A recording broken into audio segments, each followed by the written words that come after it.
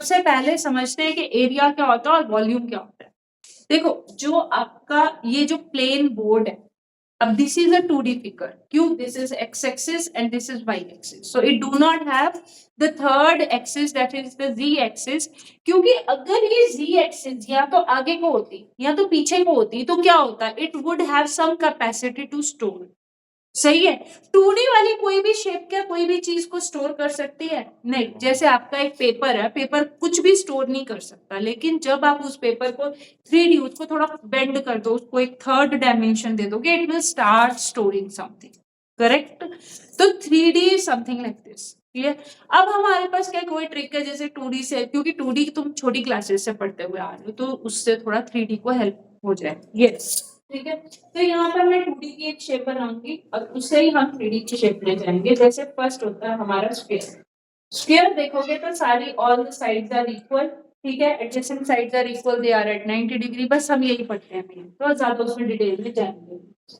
3D में जब इसको आप एक थर्ड डायमेंशन दे दोगे तो we will say it to be, क्या बोलेंगे उसको, क्यूब। अच्छा, क्यूब कैसा होता है?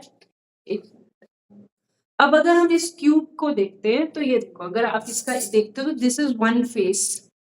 Correct?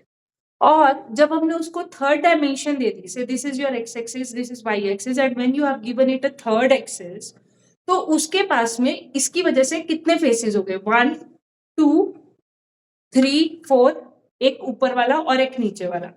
So now it has 6 faces. Correct? हम उतना डिटेल में नहीं जाएंगे, लेकिन समझो, क्योंकि इसमें सरफेस एरिया वगैरह सब लगेगा। अब समझो, तो यहाँ पर जब हम एक लैटरल सरफेस एरिया की बात करते हैं, तो जब हमारा थर्ड डायमेंशन आ जाती है और 3D शेप में ये क्यूब बन जाता है, स्क्वायर, तो आपके पास में एक ये एरिया आ गया, एक ये एरिया आ गया, एक ये आ गया, एक ये, यानी कि you are talking about the 4 walls. You are not talking about the head and you know the sorry top and the bottom. Correct? तो अब आपका जब एक साइड का जो एरिया है वो कितना होता है? साइड इंटू साइड, ए स्क्वायर।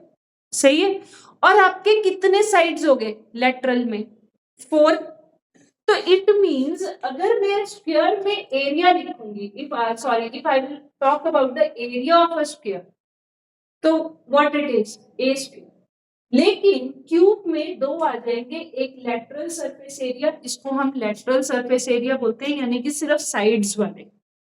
अब क्योंकि ये देखो सेम ही है ए स्क्वायर, बट 4 टाइम्स हो जाएगा। सही है। So this will B 4 times A square. एक होगा टोटल सरफेस एरिया, जिसमें हम टॉप और बॉटम को भी लेकर चलेंगे। तो टीएसए में जब इसका एरिया आएगा, so this will be 6 a square. Do you agree? कोई डाउट? नो। सही है। अब आती है इसकी वॉल्यूम की बात। वॉल्यूम क्या होता है? या तो ये अगर सॉलिड होता तो ये किसी ना किसी मटेरियल से बना होता तो उसको वॉल्यूम बोलते हैं, या ये हॉलो होता। हॉलो होता तो it could have stored something. अब ये याद रखना, एरिया हमेशा सेंटीमीटर स्क्वायर या मीटर स्क्वायर में होगा, लेकिन वॉल्यूम या तो सेंटीमीटर क्यूब में होगा, नहीं तो मीटर क्यूब में होगा। Like it will be having the third dimension. Got it? अब अगर मैं स्क्वायर में, you can not have volume क्योंकि it is a 2 dimensional figure.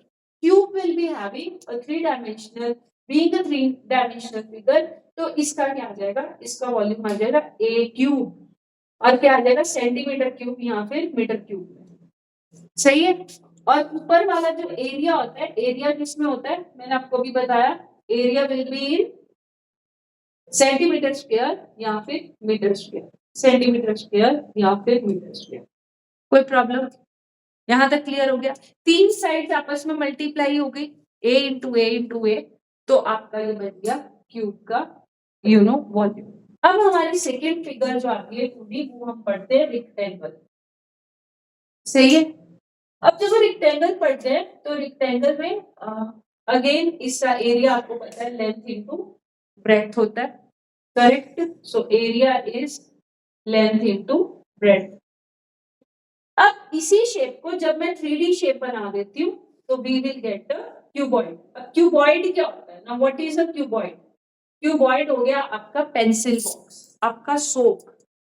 Correct? अब आपका यहाँ इवन मोबाइल कुछ भी ले लोगे तो that would be a cuboid. अब देखो, जैसे ये हमारा सिंपल सा पेंसिल बॉक्स है, कैन यू से टू बी क्यूबॉइड? क्योंकि अगर आप इसका एक सरफेस देखते हो तो ये रेक्टेंगल है, ठीक है, पीछे वाला भी रेक्टेंगल है। अब ये दोनों जो है रेक्टेंगल, दे आर मतलब 2 बार आ गए ना, मतलब अगर ये लेंथ है, ये ब्रेड्थ है, so this type of rectangle appeared 2 times L into B। अब ये वाली साइड देखो, जो बैक साइड है, ये कितनी है? Length into height. और जो सामने वाला, जहां से बॉक्स को ओपन करते हो, ये भी लेंथ इनटू हाइट, तो ये भी 2 टाइम्स है। और अब आ जाओ ये वाला, करेक्ट, इसमें देखोगे तो क्या हो गया? Breadth into height. और ये भी क्या हो गया? Breadth into height.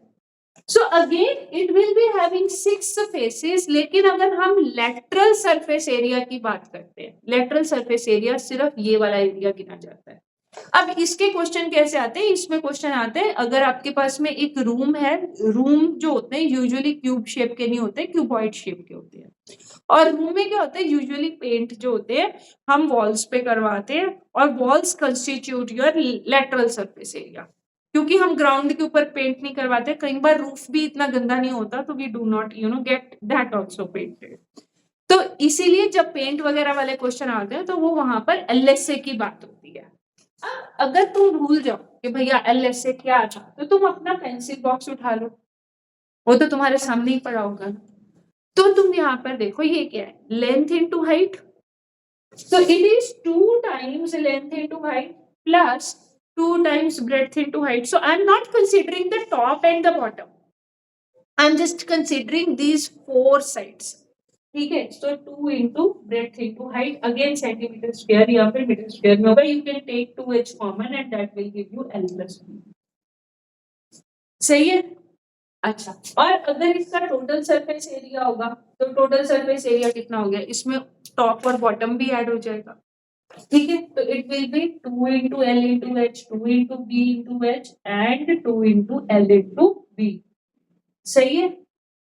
आप इसमें 2 को कॉमन ले सकते हो, इसीलिए फॉर्मूला यूजुअली मतलब ऐसे लिख रखा होता है। कोई भी चीज को आप आगे पीछे करके लिख सकते हो, सिमेट्रिक है। अब आगे इसकी वॉल्यूम की बात। Now this is the volume, क्योंकि इट कैन स्टोर समथिंग। या तो ये सॉलिड होता है, जैसे आपका सॉलिड क्या होता है? आपकी बाथिंग सोप होती है, वो सॉलिड है, तो वो वॉल्यूम। लेकिन ये इसकी कैपेसिटी है। वॉल्यूम और कैपेसिटी का फॉर्मूला सेम रहता है, लेकिन मीनिंग थोड़ा सा डिफरेंट होता है। क्लियर हो गया? वॉल्यूम हम तब यूज करते हैं वर्ड जब वो कोई चीज सॉलिड होती है। कैपेसिटी तब हम यूज करते हैं when it is hollow from inside and it can store something. Got it? तो अब जब मैं इसके वॉल्यूम की बात करूं, तो वॉल्यूम में क्योंकि एरिया आपका L into B था, थर्ड डायमेंशन क्या आ जाएगी? Height. So it would be LBH, या तो सेंटीमीटर क्यूब में होगा, नहीं तो मीटर क्यूब में होगा। 2 चीजें हो गई, ओके। अब हम आते हैं अपने सर्कल पे। So the third thing is, जैसे अगर हम 2D की बात करें तो इट इज सर्कल। सही है? अब अगर हम एक सर्कल ड्रॉ करते हैं और उसका रेडियस हमारा R है, उसका रेडियस हमारा R है, तो इसका जो सर्कमफ्रेंस होगा, what is circumference? Circumference is 2 pi r। सही है? 2 पाई r या तो सेंटीमीटर में होता है, नहीं तो मीटर में होता है, क्योंकि it is just a length. Okay.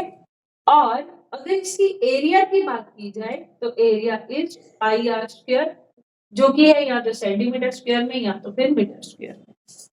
Clear? अब इसको समझने के लिए I will explain it with the help of points.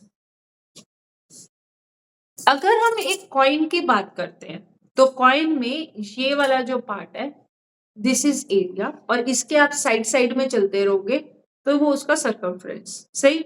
इस सर्कमफ्रेंस को हमने कहा 2 पाई r, और इसके अंदर वाले एरिया को हमने कहा पाई r स्क्वायर।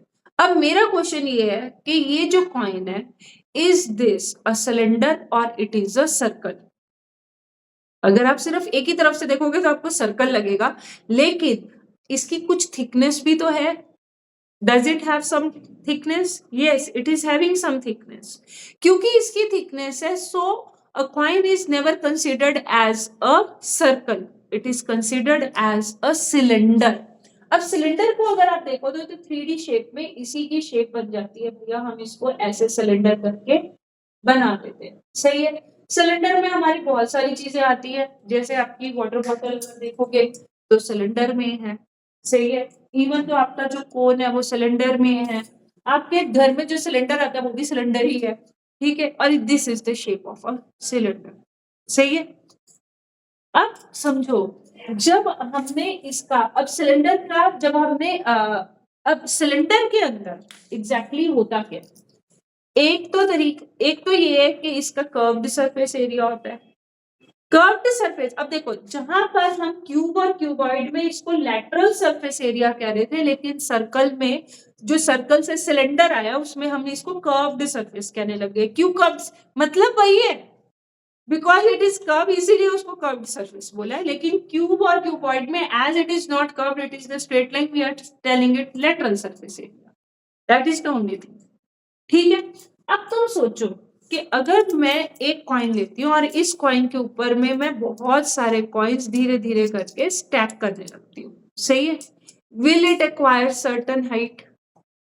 इट मीन्स अगर मेरे पास में मुझे सरकमफ्रेंस मालूम है कॉइन का, and if I will just multiply it with the height, will I get the curved surface area? Circumference of a circle is what? 2 pi r. ये तो हमें छोटी क्लासेस से ही मालूम है ना भाई, लेकिन अब इसमें हाइट भी ऐड हो गई। हाइट कैसे हुई? क्योंकि we were stacking one circle over the other, just like we are stacking one coin over the other. Now it has got the third dimension, that is the height. ठीक है, तो इसका curved surface area क्या बना? Exactly circumference से आया, got it. तो cylinder में जब हम कर्व्ड सरफेस एरिया कहते हैं, so this curved surface area is 2 pi r. देखो अगर देखा जाए तो ये बिल्कुल वैसे का वैसे ही है, और इसमें हाइट हमने ऐड कर दी। Again this will be in centimetre square या फिर मीटर स्क्वायर। अब इसका टोटल सरफेस एरिया कितना होगा? टोटल सरफेस एरिया होगा आपका curved surface area plus 2 circles, एक ऊपर सर्कल है एक नीचे सर्कल है, सही है। तो जो टोटल सरफेस एरिया होगा, एक तो curved surface area as such आ जाएगा, ठीक है, अगर आप ऐसे भी लिख सकते हो, प्लस 2 सर्कल्स आ जाएंगे। एक सर्कल आपका टॉप का होगा, एक सर्कल आपका बॉटम का होगा, ठीक है। कर्व्ड सरफेस एरिया आपको मालूम है 2 पाई आर एच होता है, अभी ऊपर निकाला है।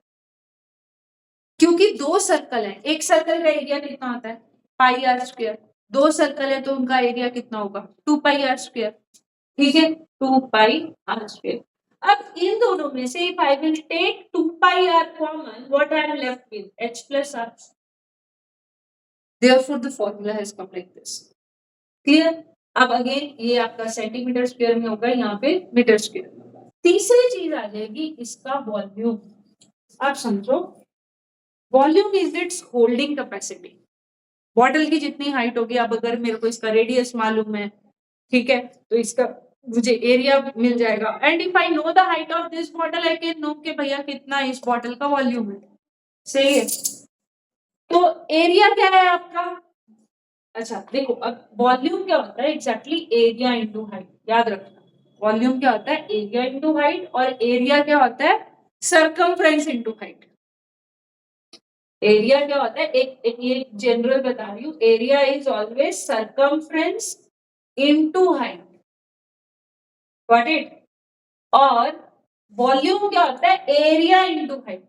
अगर आपको एरिया मालूम है, क्योंकि एरिया में ऑलरेडी 2 डायमेंशंस है, उसमें एक हाइट मल्टीप्लाई कर दोगे तो क्या आ जाएगा? 3 डायमेंशंस। एरिया में क्या है? सरकमफ्रेंस हैज 1 डायमेंशन, उसमें अगर हम हाइट ऐड कर देंगे तो उसका एरिया आ जाएगा। Are you getting? So it is just adding एक और हाइट को लेकर आना। तो अब इसको अगर समझ में आता है तो ठीक है, नहीं तो ज्यादा कंफ्यूज होने की जरूरत नहीं है। So just remember this thing, ठीक है। वो वाले को छोड़ दो अगर नहीं समझ में आता तो। एरिया ऑफ अ सर्कल कितना है? पाई आर स्क्वायर, ठीक है, और फिर इनटू एच। क्यों मैंने इतने डिटेल में समझाया? क्योंकि मुझे मालूम है, being a student I used to get confuse कि 2 पाई आर एच कहाँ लगता है और पाई आर स्क्वायर एच कहाँ लगता है। ये बहुत सारे मीडियोकर स्टूडेंट्स की प्रॉब्लम होती है, जो कि 2 पाई आर एच में और पाई आर स्क्वायर एच को इतनी बार लर्न करते हैं और जब अप्लाई करते हैं तो फिर गलत करते हैं, ठीक है। अब तुम्हें याद रहेगा कि भैया क्योंकि सरकमफ्रेंस है सर्कमफ्रेंस को हाइट दे दोगे तो क्या हो जाएगा, कर्व्ड सरफेस एरिया आ जाएगा। लेकिन जब आप एरिया को हाइट से मल्टीप्लाई करोगे तो क्या आ जाएगा, उसका वॉल्यूम आ जाएगा। और सर्कल का तो पता ही रहता है ना छोटी क्लासेस से। So you are not learning something new, you are just multiplying those things with h. Got it? समझ में आ गया? तो ये सेंटीमीटर क्यूब या फिर मीटर क्यूब हो गया। कोई प्रॉब्लम? ओके। अब इसी सिलेंडर को अगर हम ऐसे करते, इसलिए हमारे यहाँ पर राइट एंगल्ड कोन बोला गया है बार बार, right angled cylinder, right angled cone, क्योंकि कोन आपका ऐसा भी, ये भी कोन ही है एग्जैक्टली लेकिन हम इस कोन को नहीं लेंगे। हमारे पास में डेली यूजेस में कौन से कोन आते हैं, आप आइसक्रीम खाते हो वो वाला भी आपका कोन है, आप एक हैप्पी बर्थडे की कैप डालते हो वो भी कोन है, आप टेंट लगाते हो वो भी एक कोन है, ठीक है, या फिर कोई ऐसी शेप है तो this is your cone, exactly this is your cone. सही है। अब अगर ये कोन की बात की जाए तो cone exactly it is a derivative of cylinder only. मतलब इसके लिए हमारे को कोई 2D की शेप की जरूरत नहीं है। हमारे पास में जो कोन आता है, ये कोन होता है एग्जैक्टली अगर मेरे पास में एक सिलेंडर है, सोचो दिस इज माय सिलेंडर, सही है, ये सिलेंडर आ गया, इसको भी डॉटेड बना देते हैं।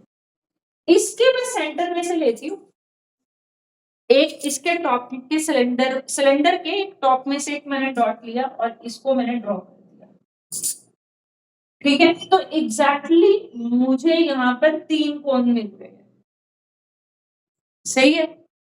अब समझ में आया कि कोन एग्जैक्टली सिलेंडर का ही पार्ट है। जैसे हमारे पास में ये सिलेंडर है और सपोज करो ये कोन है, तो आपने इसको जैसे आप समझ रहे हो ना, इसके बीच में से निकाला, यहाँ से डॉट लिया और उसको एक शेप दे दिया और फिर आपको ये बेस तो सेम ही मिलेगा, ठीक है। So exactly cone is derived from cylinder. अब अगर मैं कोन की बात करती हूँ तो कोन में एक होता है ये कर्व्ड सरफेस एरिया, जिसको तुम्हें अलग से लर्न करना पड़ेगा। So this is your curved surface area, सही है। तो जब मैं कोन के कर्व्ड सरफेस एरिया की बात करती हूँ तो ये जो फॉर्मूला होता है ये होता है πRL सेंटीमीटर स्क्वायर या फिर मीटर स्क्वायर में, और हमेशा राइट एंगल कोन लिखा जाता है क्योंकि हमारा कोन कोई भी हम टेढ़ा मेढ़ा हम अभी यूज नहीं कर रहे हैं, we are just doing all the cones जो कि 90 डिग्री पे। अब ये 90 डिग्री का मतलब क्या है, अगर मैं यहाँ से सेंटर में से एक परपेंडिकुलर छोड़ू जो कि इस बेस के सेंटर में जाए और यहाँ से रेडियस लूं, so this would be the height, correct. बीच में से जो परपेंडिकुलर निकलेगा that would be the height, ये आपका रेडियस हो गया और ये आपकी स्लांट हाइट हो गई जिसको हम L बोलते हैं। So the perpendicular height is H and this is your slant height known as L। Clear? और रेडियस आपको सबको समझ में आता है। It means if this is your slant height, this is your height, this is your radius, तो slant height is equal to what? H square plus R square का square root। Pythagoras theorem लगाइए, nothing else, Pythagoras theorem लगाइए hypotenuse निकालने के लिए, base square plus perpendicular square का square root, ठीक है। And this will be in because it is the length, so this is the thing. और इसका जो फॉर्मूला होता है वो CS से हो गया आपका पाई आर एल। तो यानी कि आपको L क्या है आपकी, दोबारा नाम लिख देते हैं, स्लांट हाइट है, ओके। और हाइट और स्लांट हाइट में डिफरेंस होता है, हाइट परपेंडिकुलर हाइट होती है और L is this one, clear. Hypotenuse is exactly slant height and perpendicular is height, base is radius, clear। अब अगर मेरे को इसका TS से निकालना होगा तो क्या आएगा भैया, इस कोन में टोटल सरफेस एरिया मतलब कर्व्ड सरफेस एरिया प्लस नीचे बेस भी तो आएगा, ठीक है। अब जब ये बेस आ जाएगा साथ में तो आप बोलोगे कि भैया एक तो इसमें ये है प्लस बेस का कितना होगा, एक सर्कल है तो pi r square, such that you will get pi r common and this is L plus R centimetre square या फिर मीटर स्क्वायर, सही है। अब आ जाओ इसके वॉल्यूम की बारी। भाई मैंने स्टार्टिंग में बताया कि एक सिलेंडर में हम कितने कोन निकाल सकते हैं, 3। अब उनकी शेप अलग अलग होगी obviously, but exactly we can get 3 cones from 1 cylinder. It means जो भी आपका वॉल्यूम किसका है सिलेंडर का, उसका 1/3 पार्ट वॉल्यूम किसका होगा, कौन का। सिंपल। तो हमने क्या किया, इसका जब हमने वॉल्यूम लिखा तो वॉल्यूम हमने लिखा कि भैया 1/3 ऑफ किसका, सिलेंडर के वॉल्यूम का 3rd पार्ट। समझ में आ गया क्यों, क्योंकि वी कैन गेट, और ये आ जाएगा क्यूब में। क्लियर। अब जो हमारी नेक्स्ट आती है, नेक्स्ट आता है हेमिस्फीयर एंड स्फीयर, जिसमें फिर बच्चे कंफ्यूज हो जाते हैं लर्न करते वक्त। आज मैं तुम्हारे को उसका भी शॉर्टकट बताऊंगी लर्न करने का। ठीक है। नेक्स्ट फिगर जो हमारी आती है 5th वाली, वो आती है आपकी हेमिस्फीयर की। ठीक है। हेमिस्फीयर को now onwards I will write capital HS just to reduce the time. तो अगर हम हेमिस्फीयर की बात करते हैं तो आपको पता है सर्कल का आधा कर लो, तो ये हेमिस्फीयर हो गया, आधा हो गया। ऑब्वियसली यहाँ पर मेरे पास बेस नहीं लगा हुआ तो यू कैन अंडरस्टैंड। अगर आपका बेस नीचे, अब देखो, तो this is the curved surface area of hemisphere. और अगर यहाँ पर भी एक ब्लैक कलर का बेस लगा होता लाइक द अदर पिक्चर का, तो वो क्या बन जाता, टोटल सरफेस एरिया। सही है कि नहीं, क्लियर। सो आपके पास में हेमिस्फीयर में भी क्या हो गया, एक तो ये हो सकता है कि सिर्फ ऊपर डोम जैसी शेप हो। अब डोम वाली शेप, अब डोम में बोल रही हूँ तो इट मीन्स मस्जिद वगैरह के जो भी क्वेश्चन आएंगे वो सारे इसमें आने वाले हैं। डोम शेप, आपका कोई भी बाउल है, आपको पता है आपके बाउल इसी हेमिस्फीयर शेप के होते हैं, कटोरी है, तो वो सारे क्वेश्चन इसी कैटेगरी में आने वाले हैं। अगर मैं इसको ऐसे रख दूंगी तो I can put something over here, dome बना सकते हैं तो भी हो सकता है, दोनों तरीके से हो सकता है। Do you agree. तो हेमिस्फीयर जब हम बनाते हैं तो हेमिस्फीयर में एक तो हो सकता है उसका क्या, curved surface area. Curved surface area होगा 2πr², इन सेंटीमीटर स्क्वायर यहाँ पे मीटर स्क्वायर में होगा, और टोटल सरफेस एरिया होगा 3πr², ठीक है, सेंटीमीटर स्क्वायर यहाँ पे मीटर स्क्वायर में। और इसका जो वॉल्यूम होगा, वॉल्यूम आपको लर्न करना पड़ेगा, ये मैं आपको लर्न करवा दूंगी, only you need to learn is the volume. Volume will be 2/3πr³। और ये याद रखना, इसमें r क्यूब आएगा, वॉल्यूम जब भी आएगा तो r क्यूब होगा। क्यों, क्योंकि volume is something telling about the 3rd dimension also. So this is your so this is centimetre cube या फिर मीटर क्यूब। सही है, ओके। अब लास्ट हमारा बचा स्फीयर। Got it. स्फीयर हो गया आपका कंप्लीट, इसको जोड़ दो, आपकी बॉल की तरह आपका स्फीयर बन गया। लो जी। अब अगर देखा जाए तो जो स्फीयर है, स्फीयर का सिर्फ कर्व्ड सरफेस एरिया या टोटल सरफेस एरिया एक ही मतलब है, क्योंकि you have to consider complete thing. Ball हो गई, फुटबॉल हो गया, कुछ भी आप जो भी राउंड मेटेलिक बॉब हो गया, कुछ भी ले लोगे तो that would be your sphere होगी। तो स्फीयर में ना सीएसए होता है ना टीएसए, मतलब हम सरफेस एरिया सिर्फ लिख देते हैं, क्योंकि कर्व्ड सरफेस एरिया या फिर total surface area means surface area, अलग से कुछ नहीं है। करेक्ट। तो इसका जो सरफेस एरिया होगा, टोटल सरफेस एरिया ही डाल दो, टीएसए डाल दो, चलो। सो दिस विल बी 4πr²। यहाँ तो सेंटीमीटर स्क्वायर में होगा, यहाँ तो मीटर स्क्वायर में होगा। अब इसका वॉल्यूम, ठीक है। अब वॉल्यूम आपको दिख ही रहा है, अगर मैंने इधर 2/3 लिखा है तो इसको मेरे को 2 से मल्टीप्लाई करना पड़ेगा। Correct. So the volume will B 4/3πr³ centimetre cube या फिर मीटर क्यूब। सो मेरी तरफ से आपको सिर्फ एक चीज लर्न कर लो, मतलब सिर्फ मेरे ख्याल से वॉल्यूम ऑफ हेमिस्फीयर, बाकी आपको कुछ ज्यादा लर्न करने की जरूरत पड़नी नहीं चाहिए। अगर आप इसको लर्न कर लोगे तो स्फीयर को अपने आप ही 2 से मल्टीप्लाई करोगे। Got it. अच्छा, अब बात ये आती है कि कई बच्चों को इनका जो सरफेस एरिया होता है उसको लर्न करने में मुश्किल होती है। ठीक है, अब मैं उसकी ट्रिक्स बताती हूँ, बहुत सिंपल ट्रिक है। एरिया का जो सर्कल का एरिया है वो क्या है, πr²। बचपन से मालूम है, छोटी क्लासेस से पढ़ रहे हो। सर्कल का एरिया इज πr²। सर्कल का जैसे ही हम कर्व्ड निकालेंगे, यानी कि हमने क्या किया, सिर्फ हेमिस्फीयर का ऊपर वाला पार्ट लिया, तो मैंने उसके आगे लगा दिया 2πr²। जब मैंने उसके नीचे बेस भी लगा दिया तो एक और सर्कल आ गया, तो 3 पाई आर स्क्वायर। और जब पूरा स्फीयर ले लिया तो 4 पाई आर स्क्वायर। तो 1 2 3 4 आपका सिर्फ पाई आर के साथ, पाई आर स्क्वायर के साथ में मल्टीप्लायर बदल रहा है। Do you agree? Pi r square क्या है? Area of a circle. 2 pi r square क्या है? Curved surface area of hemisphere. 3 pi r square क्या है? Total surface area of hemisphere. And 4 pi r square क्या है? Area of a sphere. Was it easy? Correct? समझ में आ गया? So this was it, the introduction of your surface area volume. अच्छा, अब आप बोलोगे कि ऐसा तो हमने 9th में भी पढ़ा था, तो 10th में क्या डिफर?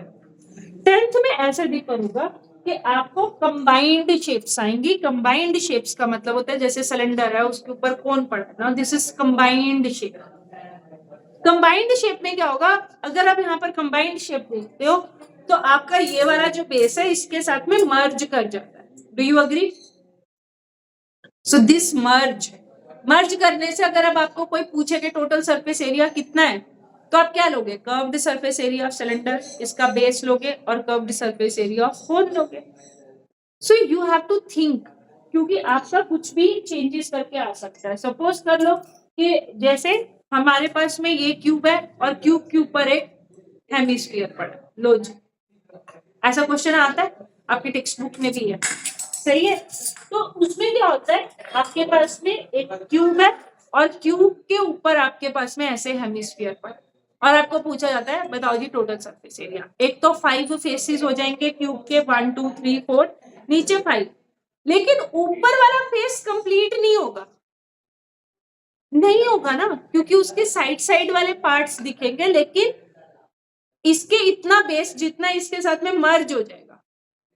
करेक्ट? तो आपका एक तो कर्व्ड सरफेस एरिया लगेगा, किसका? हेमिस्फीयर का। तो हम ये वाले कॉर्नर्स कैसे निकालेंगे? ये तो निकालने पड़ेंगे ना।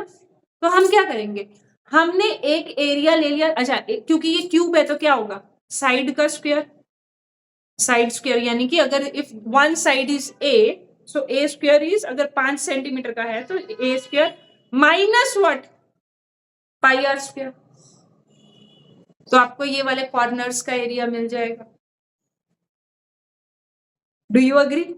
तो आपको इसमें दो दो फिगर्स को मर्ज करके क्वेश्चन आने वाले हैं, ठीक है?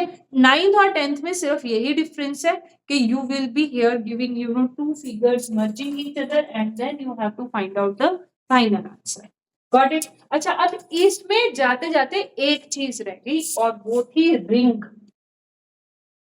रिंग का सिर्फ एरिया बता देती हूँ। रिंग क्या होता है?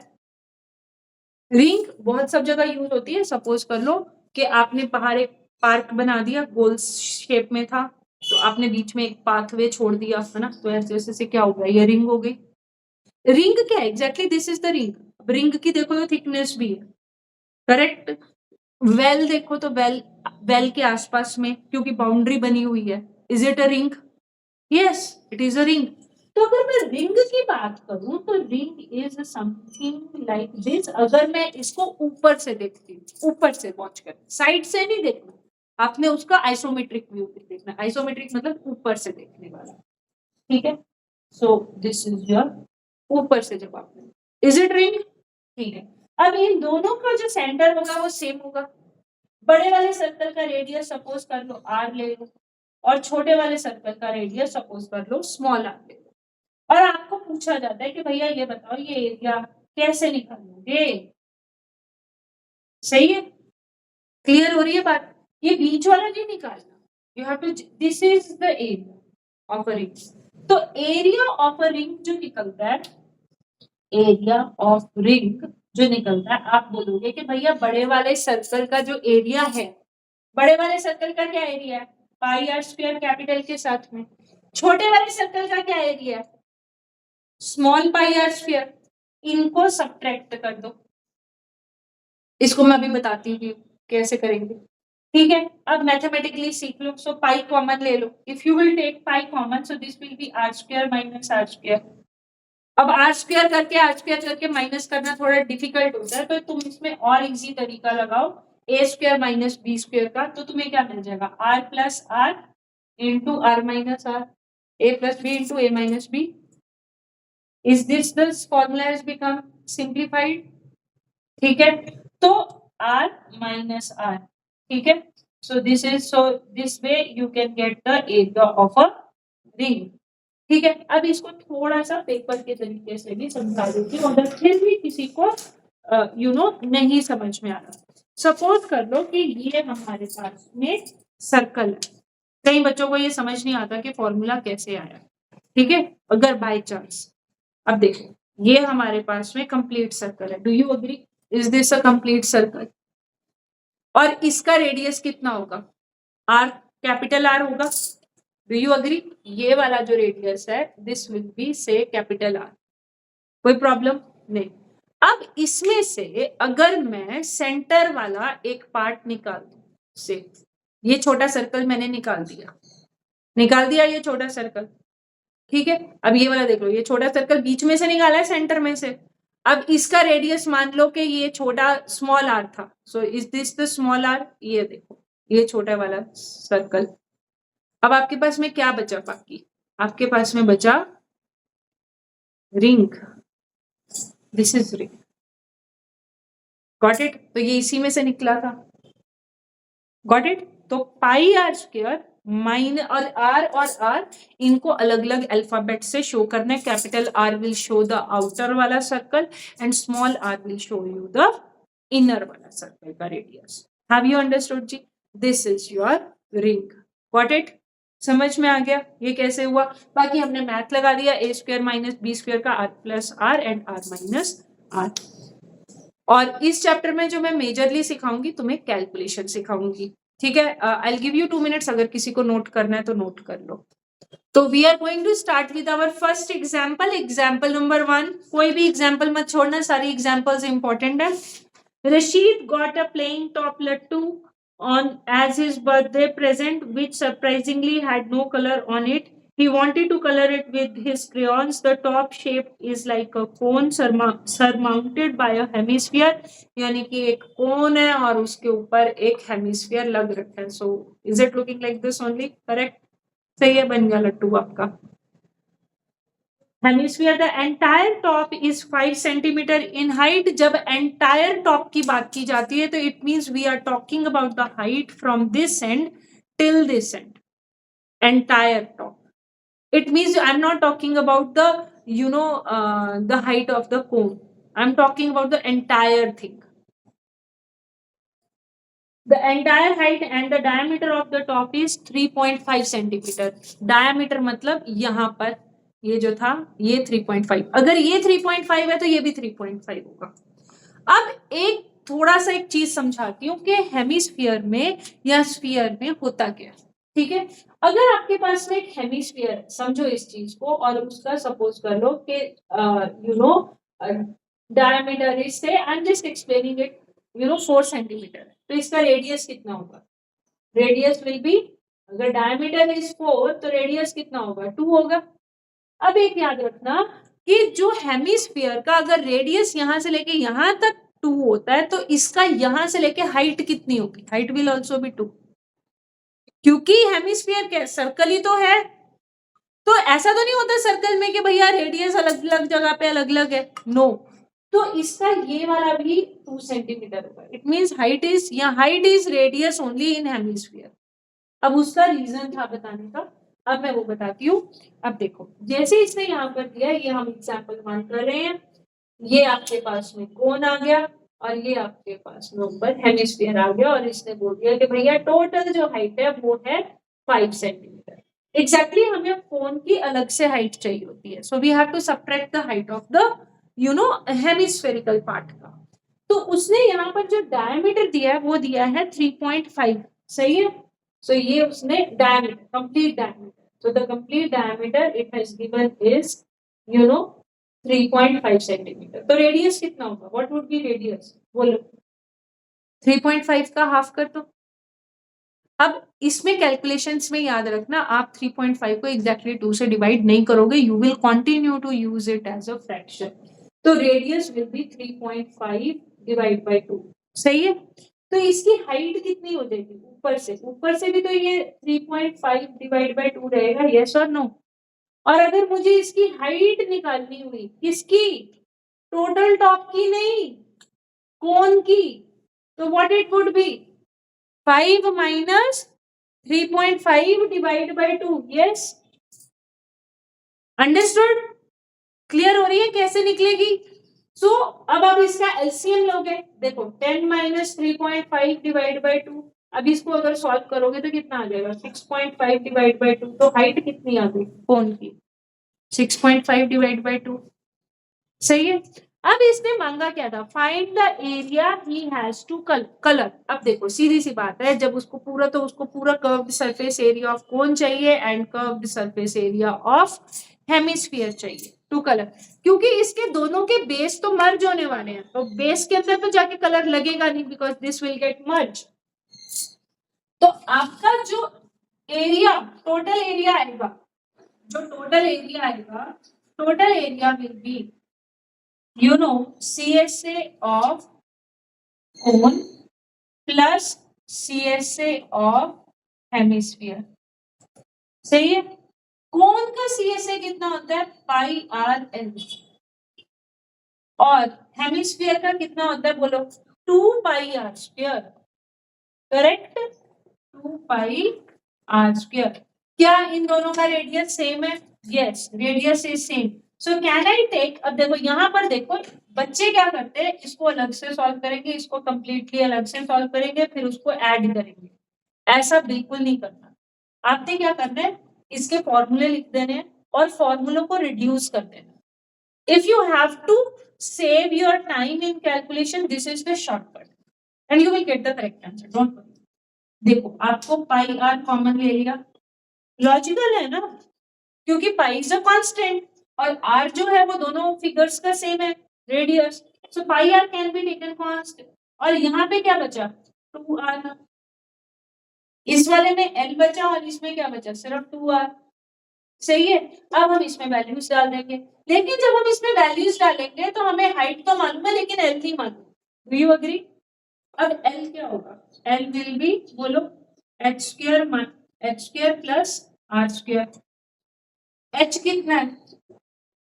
6.5 डिवाइड बाय 2 का होल स्क्वायर, और रेडियस कितना है? 3.5 डिवाइड बाय 2 का होल स्क्वायर का स्क्वायर। ठीक है, अच्छा अब देखो, जब आप 65 into 65 रफ में करके देख लो, ठीक है, तो आप क्या करोगे? 25 2 ऊपर 30 और 2 32, और 6 5 से 30, 3 ऊपर 36 और 3 39, तो आपके पास में आएगा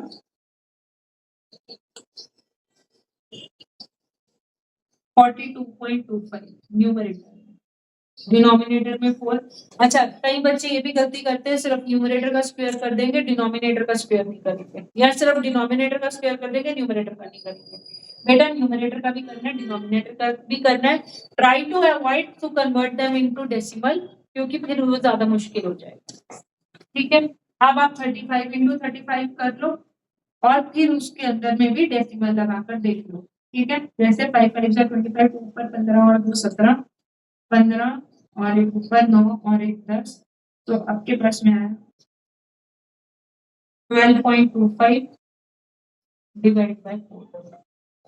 ठीक है, और इसका स्क्वायर। अब मैंने क्या किया, न्यूमरेटर्स ऐड हो जाएंगे, आपको मालूम ही है। Got it? If you will add them, so you will get it as 54.5 divide by 4 का स्क्वायर रूट। अब जिसको स्क्वायर रूट नहीं आता, please learn how to find out square root. Now you learn how to take the square root of 54.5। देखो, जिस बच्चों को नहीं आता please pay attention over here. Decimal से पहले आपने पेयर बनाना है, याद रखना स्क्वायर रूट में हमेशा पेयर बनते हैं। अब डेसिमल के बाद में भी पेयर बनाने हैं, but you will say 5 is alone, तो आप क्या करोगे, इसके आगे 0 लगा दोगे और इसका पेयर बना दोगे, और इसको आगे कंटिन्यू करने के लिए मिनिमम 8, क्योंकि you know that after decimal how many zeros you put, it do not, you know, change the value, correct?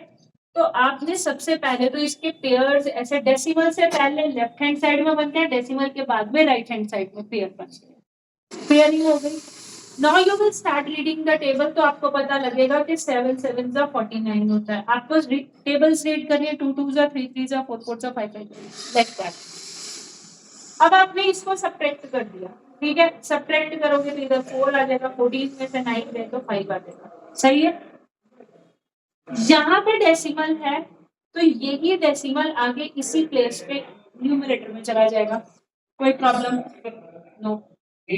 अच्छा, अब ऊपर से हम जस्ट ऐसे ही 50 को बोरो कर रहे हैं, क्योंकि आगे आपने सिंगल डिजिट ही बोरो करना है, you have to borrow 2 digits pair में, यू नो, बोरो करना है, ब्रिंग डाउन करना है।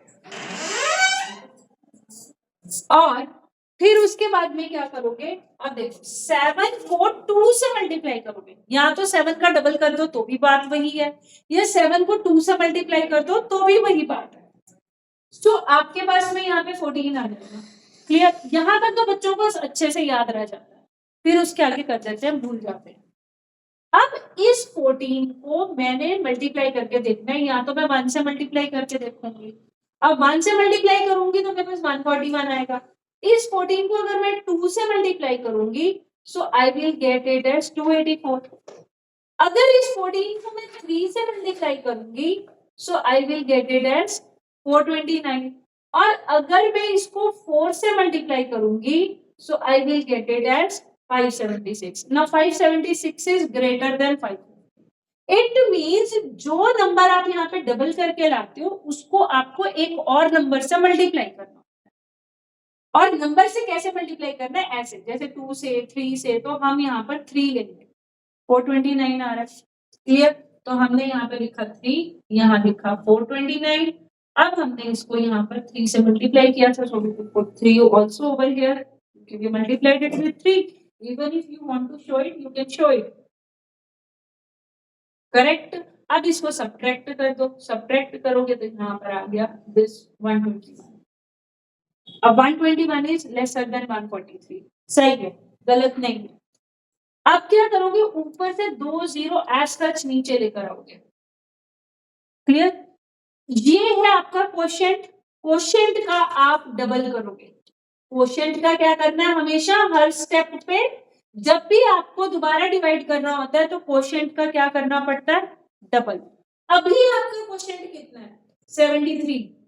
अब डेसिमल मत लगाना, डोंट इंक्लूड डेसिमल, जस्ट 73 का डबल कर दो, ठीक है, या तो ऐड कर दो या मल्टीप्लाई 2 कर दो, तो एक ही बात है। So you will get 146। सो ये आ गया आपका नेक्स्ट। अब दोबारा प्रोसीजर लगाओगे, 146 को अगर मैं 1 से मल्टीप्लाई करूंगी तो ज्यादा डिफरेंस नहीं आने वाला, 2 से भी नहीं होगा, तो देख लेते हैं एक approximate. I will just do 146 से इसको 4 से करके देख लेते हैं, या कुछ ऐसे करके देख लेते हैं, you will get an idea. ठीक है, 16 एक ऊपर 24 एक 25 दो ऊपर 16 ऊपर 5 8 5 6, बहुत छोटा, ये 5 डिजिट्स का नंबर है और ये सिर्फ 4 डिजिट्स का नंबर है।